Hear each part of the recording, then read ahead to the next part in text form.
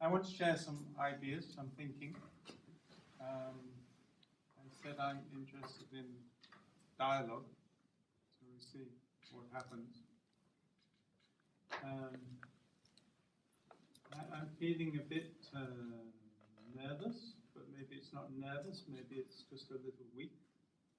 I'm sure some of it is kind of physical, because I'm not doing so well, so I'm not as strong. So maybe first comment is something about like body-mind connection. You know, sometimes you don't know whether this is a mental thing is affecting your body or a body thing is affecting your mind. You know, like that. But you notice these fluctuations.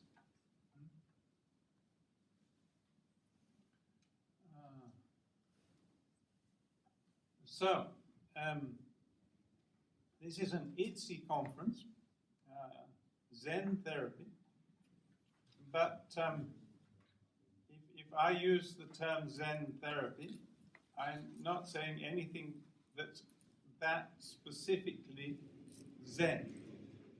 Yes, I'm saying something that's Buddhist. Yes, when I use the term Zen therapy, I mean the application as psychotherapy of Buddhist psychology.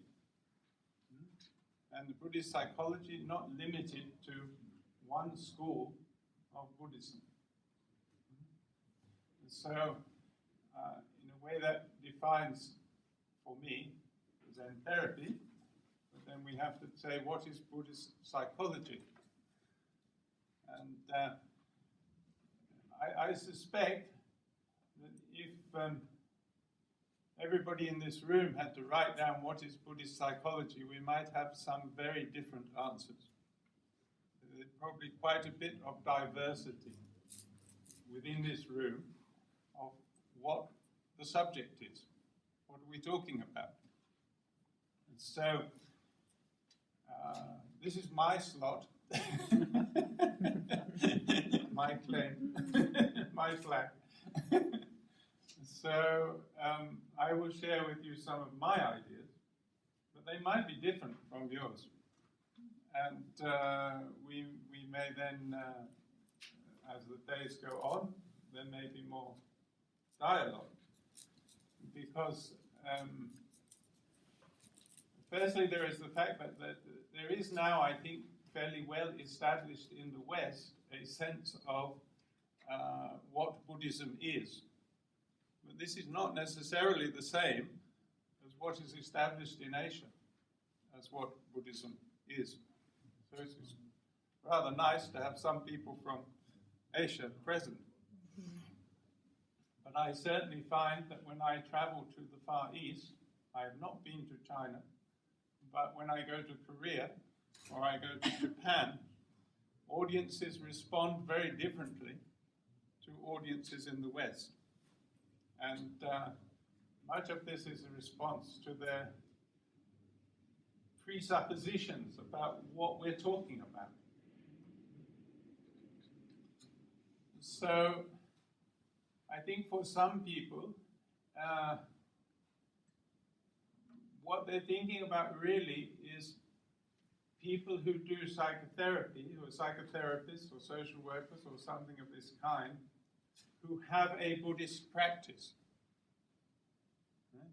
And so they feel that their psychotherapy or their helping is in some way informed by the practice that they have. But in the West, many of the people who have a Buddhist practice have never really studied Buddhism.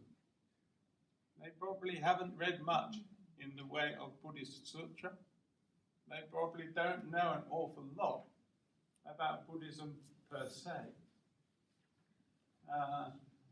And so they derive many assumptions, but different people probably derive different assumptions. You see? So one of the things that was a sort of inspiration for creating a Zen therapy grouping like this, Buddhist psychology grouping like this, is to bring some of these together so that we can have dialogue, we can see what emerges.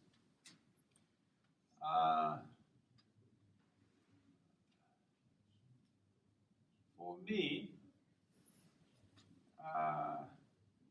when I say Buddhist psychology, I really mean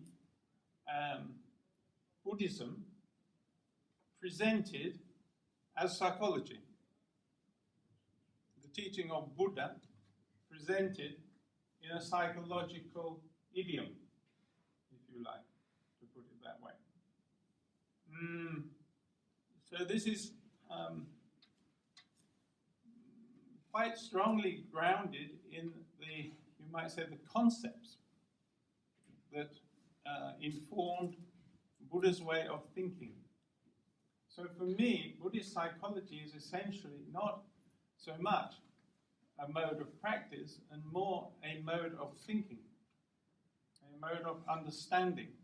How do you understand what you are doing? On the basis of a certain understanding, you might have many different practices, but you would do those practices from that perspective, if you see what I mean. So in the case of psychotherapy, there are certain modes of doing psychotherapy.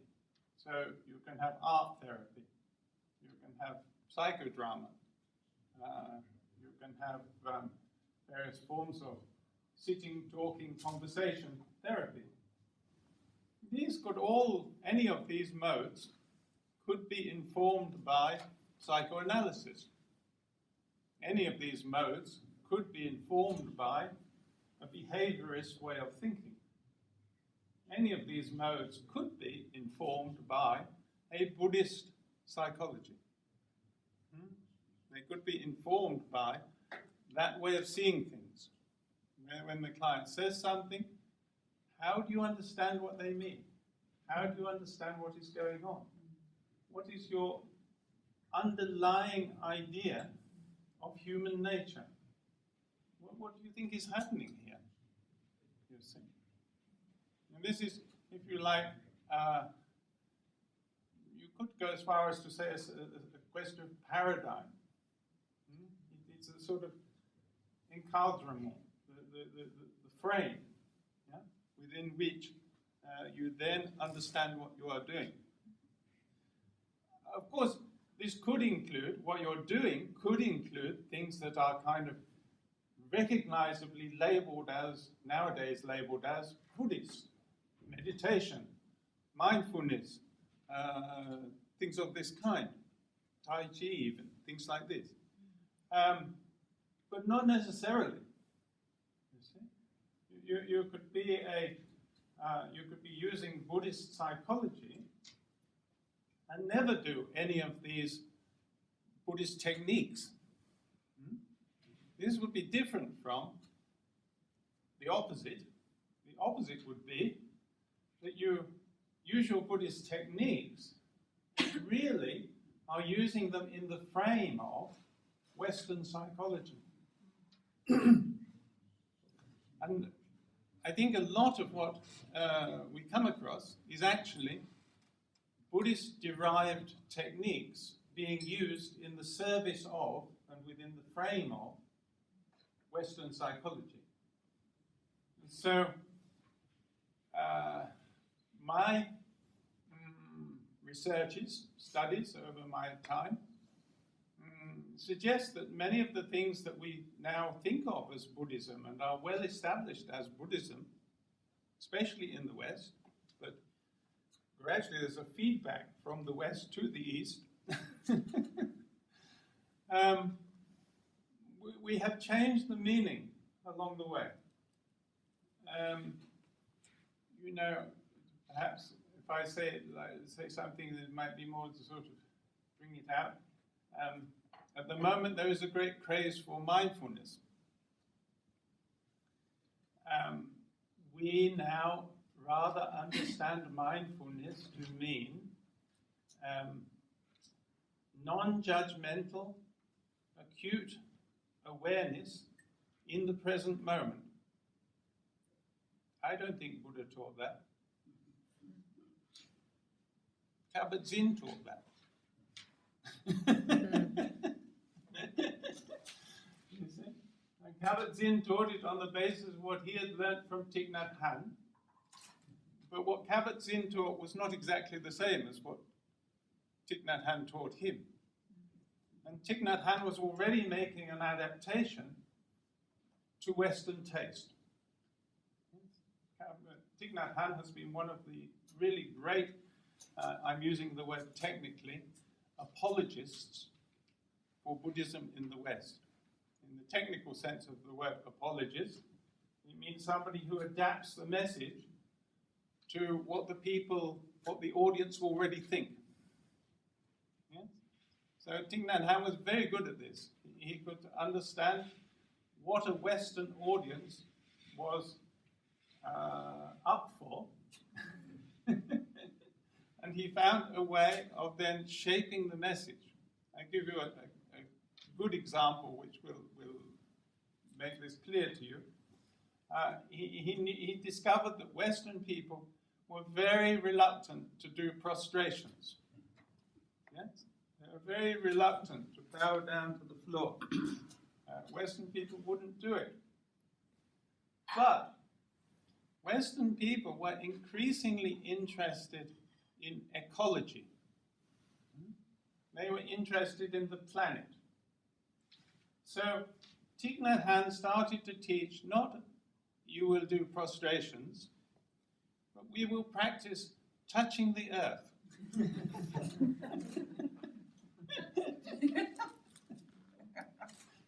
So soon everybody was doing prostrations. But they called it touching the earth. And this was a brilliant, quite brilliant piece of apologetic Buddhism, bringing Buddhism into a new culture in a way that would be acceptable to the people in the new culture. And of course, he did much the same with mindfulness. In fact, he made everything into mindfulness. So Western people were not very keen on following moral rules. So he didn't call them moral rules. He didn't even call them precepts. He called them mindfulness trainings. So you had a list of mindfulness trainings. And this was a good way of introducing things. Now, on the one hand, if you are very skilled apologetically, in the sense I'm using the term,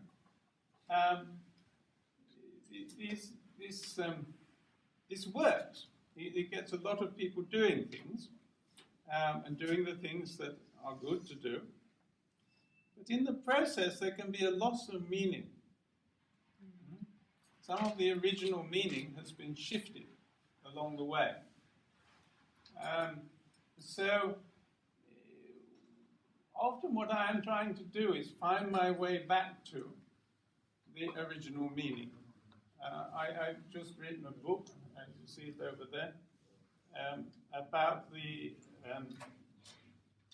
Japanese great Zen master, Dogen, Eihei Dogen. I've written this book about Genjo Koan. Genjo Koan is a short text by Dogen. I didn't set out to write a book. I set out to understand better the text. My own Zen teacher had always told me, this text very important. I didn't really understand it. You see? And so for many years now, decades, I have been trying to understand Genjo Koan. And gradually my pile of notes got bigger and bigger. And out of this eventually has come a book. But you see, there is quite a lot written about this text, Genjo Koan, in English and in other European languages too. But my impression, having done the work, having done the research, having got all my evidence and so on, is that much of what is written is really a kind of projection of Western ideas of Zen back into Dogen. Dogen is being used as a series of hooks upon which you can hang what are really modern Western ideas of what Zen is. They're not really a simple reception of what Dogen presented. We talked ourselves in the circle about how difficult it is actually to open yourself, to share yourself, but also to receive others. This is very difficult. And to receive something that comes from a culture 800 years old, written in another language, and so on, very difficult.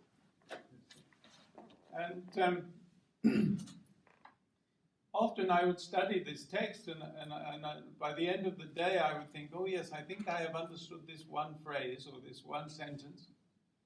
And then the following morning I'd wake up and I'd think, no, that can't be right. Start again. Think again. You know. And some of this is you have to try to get the context. Yes? To get the text, you have to get the context. And the context for Dogen was not modern Western Zen. In fact, Soto Zen did not exist when Dogen was writing. Dogen wrote in a context of Confucianism, Taoism, various forms of Chinese Zen, but it was a whole cultural context that doesn't now exist and was very different from what we have nowadays. So the effort of understanding is quite challenging. In passing, I can say that this effort of trying to understand Dogen is not so very different from the effort of trying to understand a client. In a certain sense, a client comes from another universe. They speak a different language. They have a different context. And it's so easy just to impose our idea upon them. We arrive with our idea of what works. We arrive with our idea of how a person should be. And often, of course, this is unacknowledged. We haven't even consciously articulated it. We just assume it. You see? So interpretation, is an interesting word because we use it in psychotherapy and we use it in linguistics. And actually, it's a similar sort of task. Okay, so this is some of the general context of what I want to say. Now, I also want to put forward some specific ideas which I have derived or come to through studying Buddhist psychology. I haven't presented exactly this material in public before, so this may work, it may not. We'll see. But I share these ideas with you. Okay? And they will relate certain Buddhist ideas, which you probably in broad are familiar with, but in the specific, you may find some of the things I say are not what you expected or how you understand it or whatever. But we'll see how we go. And so, in terms of, we're talking about Buddhist psychology. Can you read that? I want to say some things about the self. I want to say some things about learning.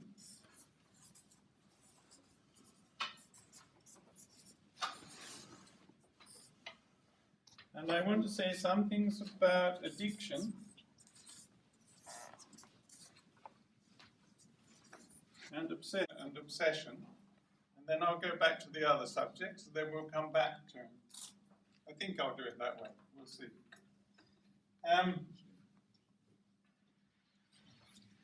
You might think addiction and obsession are rather similar, which they are in a certain way. They are both forms of compulsiveness. Yeah? They're both situations where you don't feel really under control. In a certain sense, we could say Buddhist psychology is a psychology of addiction and obsession. This may become clearer. I said earlier in my sort of definition, Buddhist psychology is Buddhism presented in the idiom of psychology. But there is a certain it's perhaps useful to think that there is a certain difference between Buddhist psychology and Buddhist practice, in the sense that, and this is a sort of generalization, Buddhist practice is about attaining nirvana. It's about realizing the absolute, getting completely beyond perfection, high achievement, if you like, spiritually. Buddhist psychology is the explanation of why this doesn't happen. Yes. Buddhist psychology is the explanation of why we go round and round in circles and never get off the wheel. Why we never get off the roundabout. How one thing leads to another, leads to another, leads to another, that takes us back to where we started from. And we go on like this for lifetimes. In big ways, in small ways, and so on. And so, this also means, of course, that Buddhist psychology is very relevant for psychotherapists. Because the psychotherapist is dealing with somebody who has this sense of, I just keep going around in circles, I don't get off the roundabout. And of course the difficulty is that the therapist is in a way in the same boat. Much of Western psychology is predicated on the notion that the therapist is fairly sorted out and the client is not. But Buddhism is based on the assumption that we're all deluded. We are all foolish beings. We're all deluded, just in varying degrees and in different styles and different ways. So Buddhist compassion, if you like, is essentially fellow feeling. You say. Can I ask something? It is very quick. I was wondering if in Buddhism the same system is not applied in the teacher and the student in Zen therapy. Well, it can be. Yes, it can be. I think that sort of idea can arise very easily. You see, but a good teacher, what will we say? They are modest. The teacher who goes around putting on airs, not a good teacher. But you're right, the sort of guru phenomenon, yes, can arise very easily. This is right. But anyway, my basic point, Buddhist psychology is about how we understand why we go round in circles, why we are caught in, all of us, I've written addition. I wonder why I did that. Denial. It's very interesting, isn't it? Addiction. I see 14. How How do you spell it? ADDICTION. There you go. Addiction. There we are. There we are. Yes. See, we're all foolish beings. What is it that goes on in your mind that makes you write the wrong thing? Fascinating. Fascinating. Yeah. And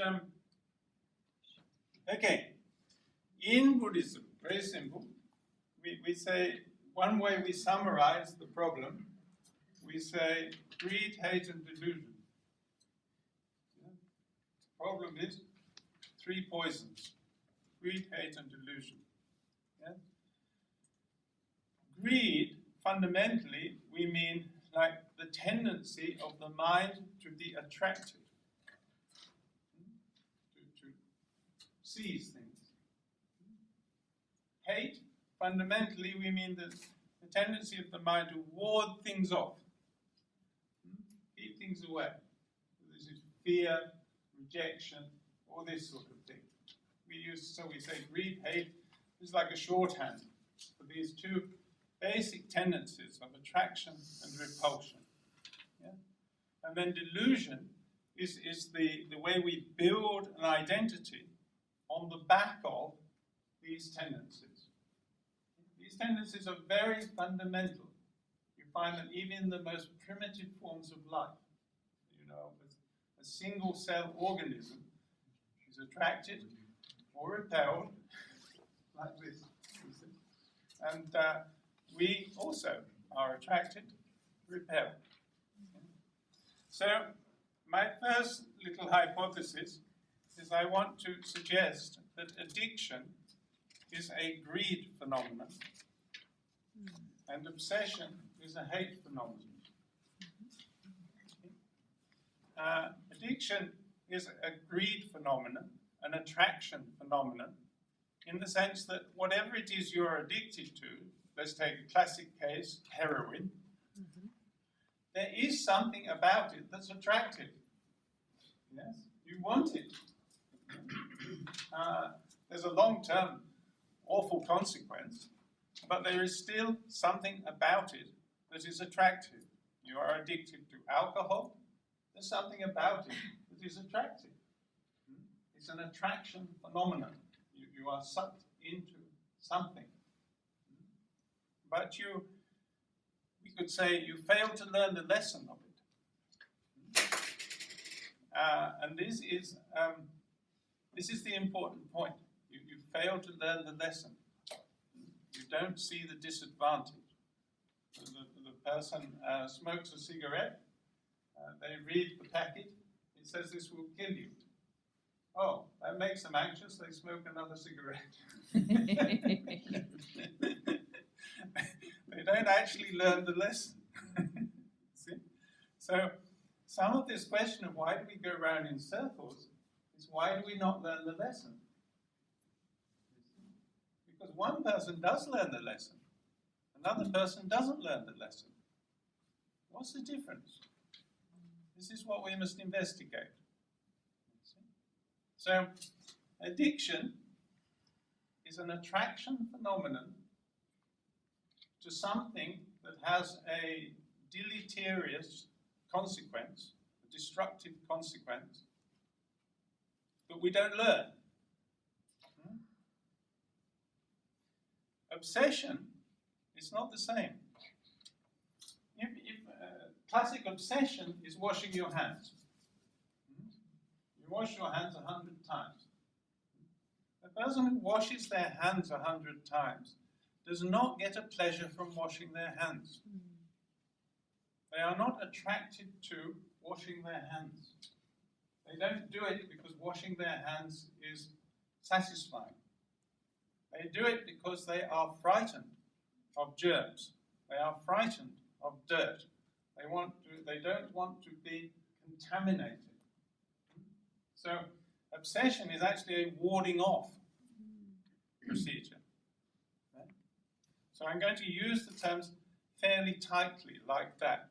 Now in common speech, of course, sometimes we slip over from one to the other. We use the terms rather loosely. But strictly speaking, I think they fit into this Buddhist typology of greed, hate, like this, you see. And so addiction and obsession, being greed phenomena and hate phenomena, are the building blocks from which we build a self. Like that. This has a lot to do with learning. I've already said the problem with addiction is you don't learn the lesson. Right? So I want to say a little bit about learning. We'll come back to this. Maybe that's why you wrote addition, because addiction is about adding on. Adding on, yes, maybe. However,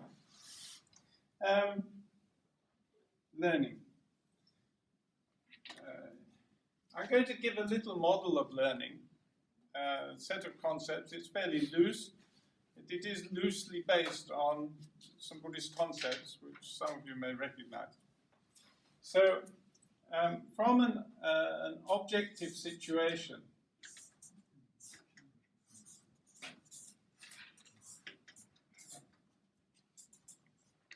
we are triggered into some sort of action. Maybe physical action, mental action, emotional action, but we are triggered into something. Yeah? So things, we have a stimulus and you respond in some way. This gives us experience.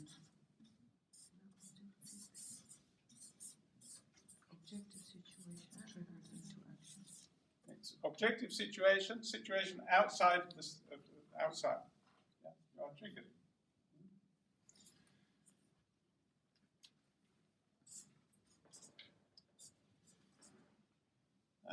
From this experience, we have learning.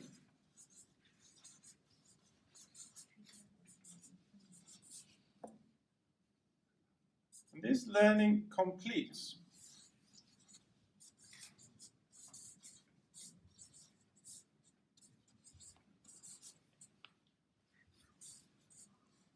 When the learning is complete, the mind once again becomes empty.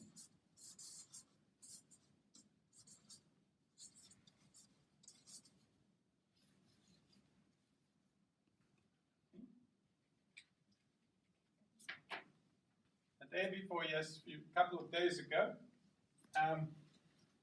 my friend showed me where to park my car, and then showed me how to walk back from the car to the residence.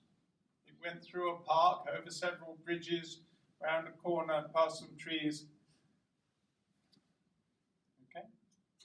So we had an objective situation, an action, I had an experience. I learned a certain amount. The following morning I went out to try and find my car.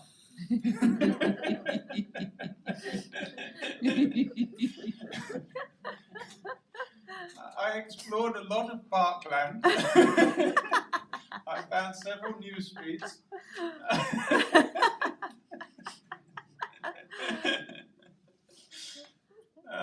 Eventually I found my car. But now I walked back from the car to the residence, this time with no problem. Right? Each time I crossed a bridge, I envisaged the next bridge, you see, and or the next corner, or the next patch of trees, or whatever. It came up naturally. But if I were now to try and describe to you that route, I would have some difficulty. Yeah? I could walk it, but I couldn't necessarily describe it to you from here.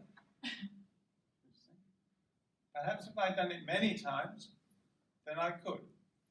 But I would be able to because I would be imagining it in my head. I'd be reliving the experience.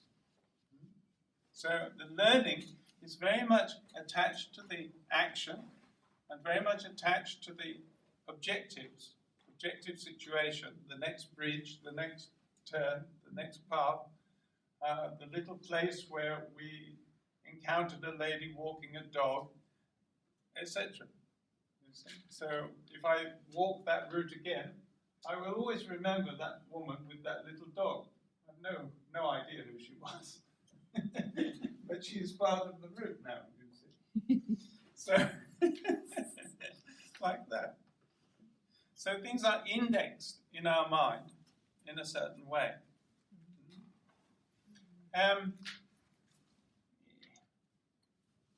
Why did I not complete the learning the first time? Possibly because I was distracted by the little dog. Often the reason we do not complete a piece of learning is because we are distracted. How many of you have lost your car keys at some point? You come into the house and you have your car keys and, oh, there's my friend. And then later, where did I put my car keys? Yes. How did that happen? It happened because I was distracted. You see? I was distracted by seeing my friend or by the job I have to do next. I don't need my car keys now, so I'm not thinking about them. Like that. Yeah? So sometimes learning does not complete. You see? So one of the reasons it does not complete is because we get distracted.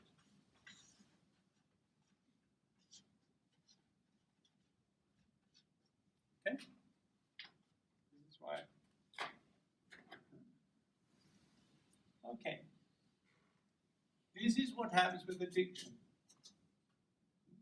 And I'll explain a bit more in a minute, if I have time. Let's think about obsession. Obsession, not quite the same.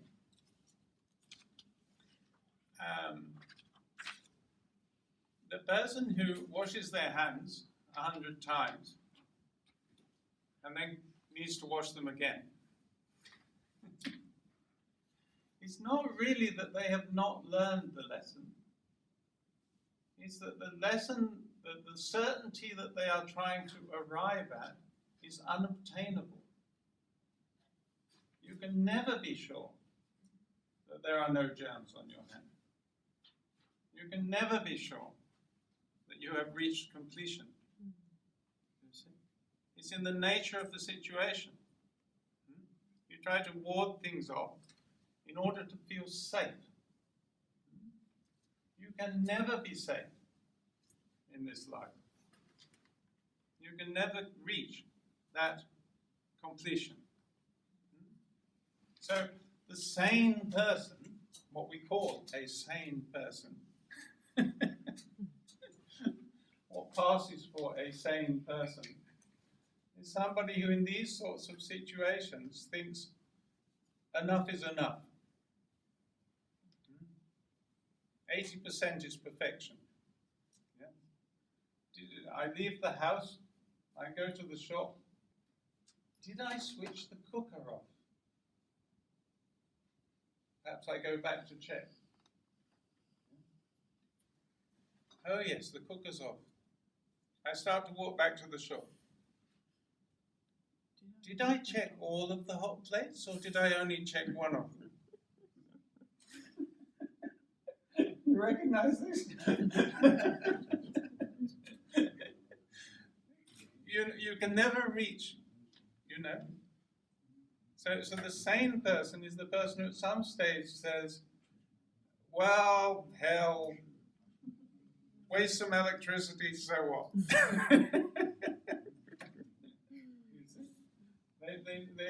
They accept imperfection. Yeah? Obsession usually has something to do with some sense of perfectionism. Okay.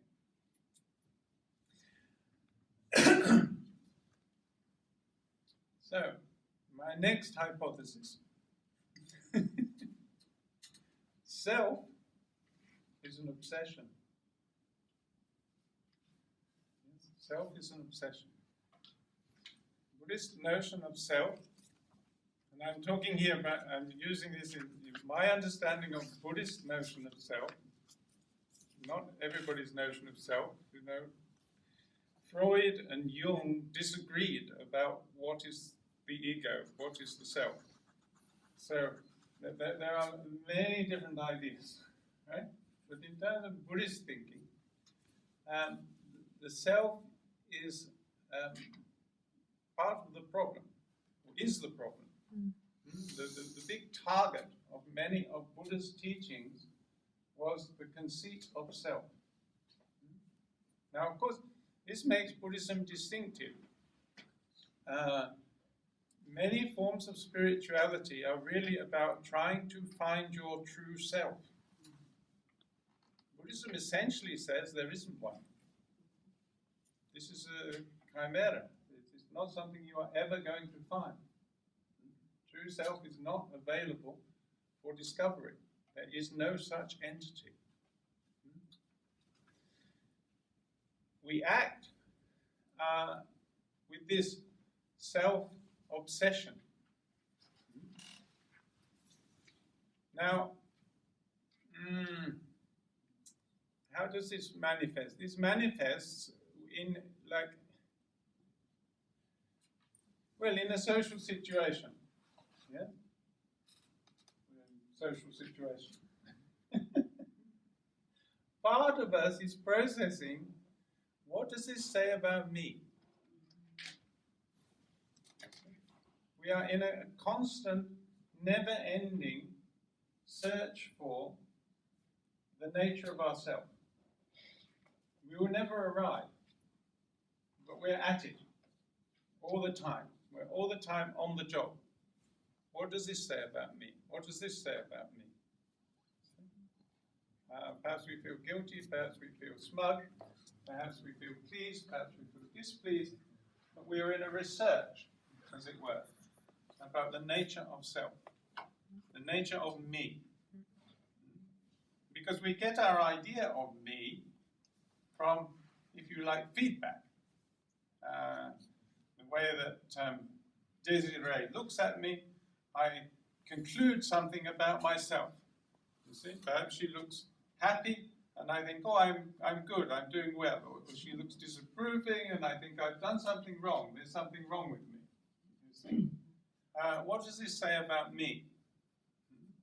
And I'm trying to draw conclusions all the time. Who am I? Now, of course, this is a crazy occupation in many ways. Because although it is true that the way she looks at me sometimes has some relationship to me, much of the time it doesn't. Much of the time it's because she just ate a sour plum, or got out of bed the wrong side, or has just won a prize, or is in good mood. It has nothing to do with me at all, you see. But still, we keep gathering in the hope that we will arrive at a sense of who we are, you see. And why do we want to know who we are? Because once we have a perfect sense of self, we are safe. The whole point of having a sense of oneself is that one will not make mistakes, one will not be embarrassed, one will not be shamed, one will not get into difficulties, especially socially. But of course you will.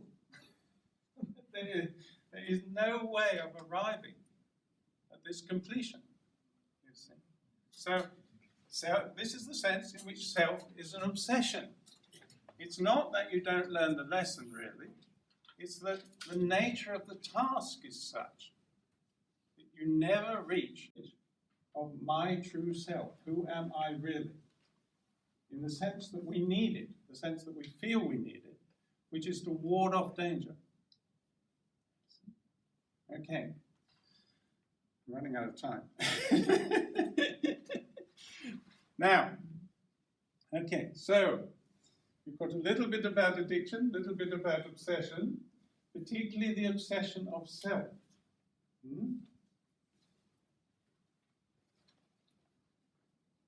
If you go back to addiction, right? Addiction, we are attracted to something, but we don't learn the lesson of it. Why don't we learn the lesson? We don't learn the lesson because the learning does not complete. Why does the learning not complete? Because we are distracted. What is the most distracting thing? An obsession. See? It's an obsession that distracts you. If instead of learning about a situation, I suddenly get hijacked into what does this say about me, I don't learn the how, the what, about the objective thing. You see? I'm distracted. I'm taken off into my obsession. So the obsession with self maintains the addiction situation. So when you find you have an addict, especially in the classic sense, you know, drug addict, something like this, you always invariably find a self-obsession going with it. It is the obsession that is the self, it is the ego, pulls you away from learning. And if maybe you have, I think, a lot of people have learning blocks in certain areas. They think, I cannot learn mathematics. I am the kind of person who cannot learn mathematics, they think. Or I cannot learn languages, or, you see. And this is because whenever they get into that objective situation of facing figures on a blackboard, what does this say about me? It says I'm no good at learning language, learning mathematics. And so they just go into their loop. They never actually give their attention to learning algebra, or learning geometry, or whatever. The learning does not complete. And this is one way of thinking about basic Buddhist notions of non-self. Buddhist notion, fundamental, Sava, Dharma, and Atma. Yes? All that is real is not self. As soon as I get into self, I lose the real, the Dharma, the thing that's there. Yes? I am distracted away from it. And you can see this sort of almost mechanism happening in your client. You watch what happens with the client, to some extent with yourself. Sometimes you have that sort of insight. But it's not really insight that changes people. This is another controversial thing to say. Insight does not change people, very rarely. What will change them is that they complete their learning. They learn the lesson, or they accept 80% is good enough, or they change their action so that they're now in a different situation, or they construe the object differently. But none of these things have anything to do with insight. The person insight, I've known quite a lot of people who were alcoholics who had complete insight. They knew exactly why they were alcoholics. It didn't stop them. They just went on. So a lot of therapy is spent trying to get insight. It's a waste of time. Waste of time. A lot of therapy is spent trying to increase consciousness. But most of this happens unconsciously. Don't overvalue consciousness. A lot of Buddhist practice is about increasing consciousness, awareness, and so on. For what?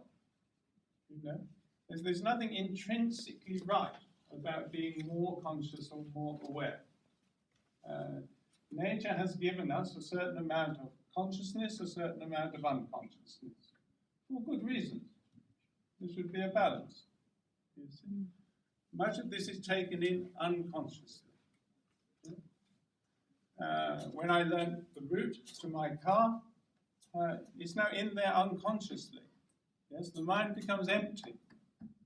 You know, Buddhism doesn't really talk about the unconscious in the way that psychoanalysis does, but it talks about emptiness. Yes, when something's become unconscious, I'm empty. My mind's open. I'm ready for the next thing. I'm ready for life. I'm open, he said. My mind is empty, like that. And but when we are stuck in something and distracted, we just go around in circles. We never reach this emptiness, which in a certain sense is the goal of Buddhism, to arrive at this cleanness, clean mind, emptiness. Yeah? So things can fall away. And we can trust that when I walk that route, what I need to know will show up. The rest of the time, I don't need it. I don't need to think about it. If I learn something, I don't have to go on repeating it to myself all the time. Yeah? It just goes. When I need it, the mind will throw it up. I can have faith that that will happen.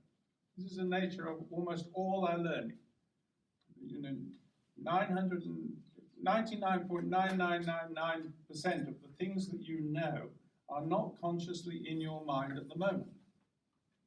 But you can trust they will come back up when you want them, when the object appears. You see? Quick point? I was asking myself, what about unconscious negative experiences that block us on an unconscious level? Yes, interesting thing to think about. I'm not going to answer it now, we're running out of time. But it's a good question to keep going through the conference. Yeah. Yes. You know, we learn all sorts of things. But there is a certain sense in which the unconscious does not understand the negative. There is no negativity in the unconscious. If I say to you, you know, right now I don't want any of you to think of elephants, you can't do it. The mind, in its natural state, doesn't understand the negative. You automatically think of elephants. Negative injunctions don't work, generally speaking. It's quite useful in hypnosis. You can sometimes suggest something by telling the person not to do it. They're much more likely to do it if you've told them not to do it than if you've never mentioned it. Like that. But anyway, so it's an interesting subject to study. Yes, yes. I'm running out of time. We need to have a little break for tea or coffee. I've presented some ideas. We haven't really got time to discuss them at this point, but we have plenty more time during the course to bring some of these ideas back. And other ideas which I'm sure you'll put in, and you may well have completely different perspectives. Thank you very much.